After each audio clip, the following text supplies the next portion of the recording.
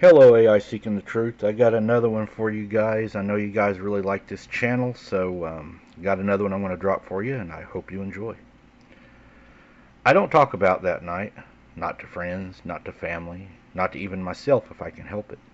But I've never been able to forget it either. I still see it sometimes when I close my eyes too long, when I'm driving late, or when the woods get too quiet. It happened in late October. One of those evenings where the air is cold enough to make your breath visible, but not enough to keep you from going out. I had driven up to the edge of the Banff National Forest just to clear my head. I do that sometimes, drive until the world gets quiet enough, and I start to feel real again. You'd think I'd know better than to stop near the woods after sunset, but I swear I wasn't planning to stay long. I parked at a small pull-off near the faded trail I'd walked dozens of times in the daylight. I figured I'd sit on the hood of my car, watch the sky fade into stars, maybe smoke a cigarette that I hadn't even lit when I heard the first sound. It wasn't an animal. I know what deer sound like, coyotes too. This was different. It was soft, too soft, like someone whispering in the dark. But the words didn't sound right. They didn't sound like English. Hell, they didn't even sound human. I stood there for a few minutes, holding my breath, half expecting someone to jump out and yell gotcha, but nothing did. The sound stopped just like that. I told myself it was nothing, just the wind or maybe a trick of acoustics echoing off the trees. But I felt watched. You know that feeling, like someone standing out on the outside of the line of sight, not moving, just waiting or watching. Still, I don't know what made me walk into those woods. I didn't bring a flashlight. My phone was at 9%. I should have turned back. But something about that trail, about the quiet, felt like it wanted me to follow. The deeper I went, the less the forest sounded like itself. No crickets, no owls, no rustling of leaves, just silence. Thick syrup, if you would. At first I thought it was a tree. It was small and narrow and blacker than any night around it. But it moved just slightly, and not like anything should move. It didn't walk. It didn't float, it just shifted, like it blinked between places without crossing the space between them. 1 second it was ahead of me, the next it was on my left, and even closer. I turned and ran. I don't know how far, how long. I tripped at least twice, scratched my hands and knees to hell. But the worst part, I couldn't hear myself running. My breath, my footsteps, my heartbeat, none of it made any sound. When I finally stumbled back to the clearing where I'd left my car, everything snapped back at once. The cold, the crickets, the wind through the branches. I practically drove into the driver's seat. Peeled out without even checking if I had left anything behind. I didn't sleep for 2 nights. Couldn't. Every time I started to drift off, I'd see it again. That shape. That thing that shouldn't be there. That still shouldn't be here. And the worst part? Sometimes late at night, when it's quiet enough, I hear the whisper again saying, "Come back," from somewhere just outside of my window.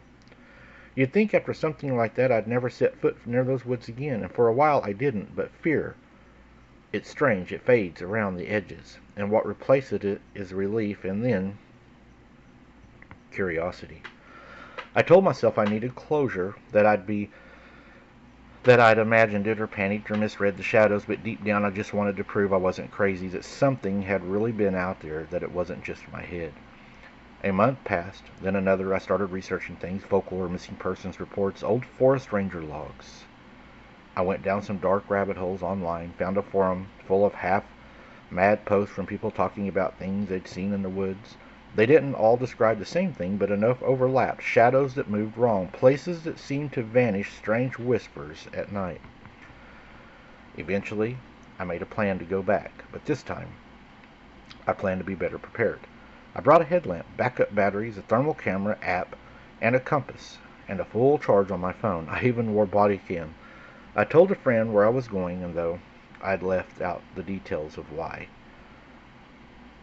It was late November when I returned, cold enough that the trees were bare, but before the first snowfall, the air felt wrong the moment I stepped out onto the trail. Not evil, not threatening, just observant, like I wasn't walking alone.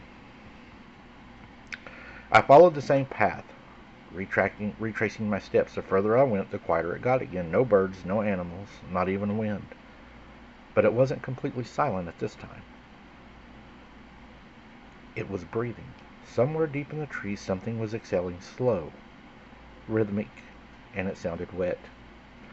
I told myself to keep going. My compass needle had started to twitch, not spin, not break, just hesitate, like even it was unsure of where we were. And that's when I found something I hadn't seen before. A clearing perfectly round, too perfect, no branches, nothing. No snowflakes lingered. In the center, there were stones arranged in a spiral flat and pale like bones. At the center of that there was something waiting.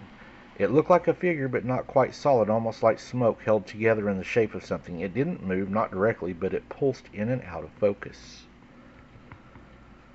The body cam started to flicker, the thermal app crashed, and my ears popped like I was deep underwater.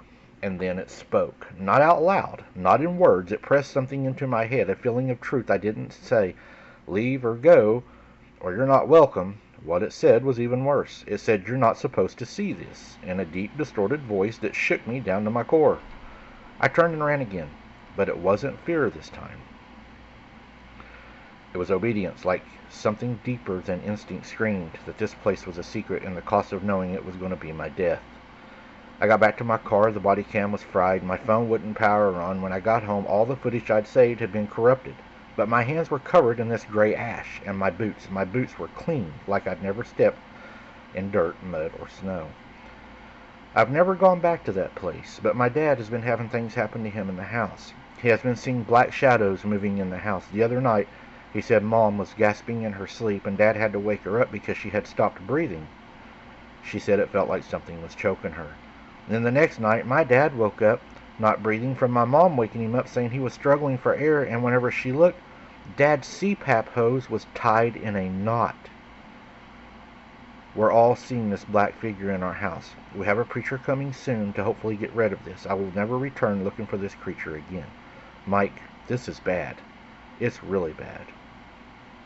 Yeah, it sounds like you found a demon in the woods. Sounds like they're having some ceremonies in there or something, and I would not go back either. And the preacher, I think you're on the right track. Let us know if you get rid of it, and stay prayed up. Definitely pray in your house, rebuke it, ask for protection, because it sounds like you've got something pretty evil that's followed you back. Thanks for listening, guys. If you like this channel, give it a like, and we got some more content coming. Thank you.